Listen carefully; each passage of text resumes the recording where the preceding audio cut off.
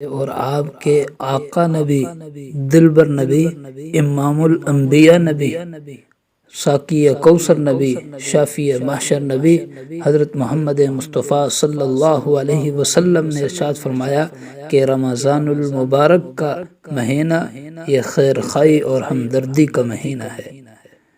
اب روزے کے معاشرتی اثرات کیا ہیں؟ گرامی قدر سامعین، اسلام انصاف، عدل اور غریب پروری سکھاتا ہے۔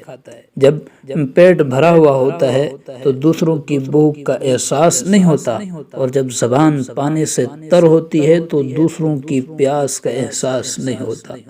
روزہ مسلمان کو ترس، رحم اور غریب پروری سکھاتا ہے۔ یہ چیزیں اسلامی معاشرے کا حصہ ہیں۔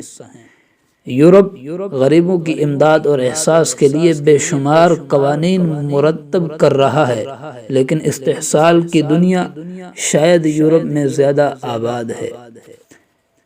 ماؤ زے تنگ یہ چین کا قائد اعظم تھا۔ اس کے سامنے چین کے معاشی مسائل تھے۔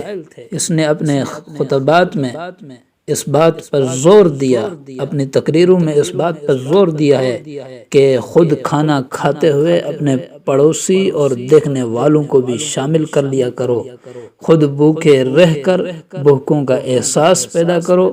یہ مذکورہ تعلیمات دراصل ماؤ زے تنگ کی نہیں بلکہ اسلامی تعلیمات ہیں۔ اسلام غریبوں کا مذہب ہے۔ اسلام امیروں کو امن دیتا ہے۔ اسلام دولت کا مخالف نہیں بلکہ اس کے کمانے اور خرچ کرنے کے احتیاط بتاتا ہے۔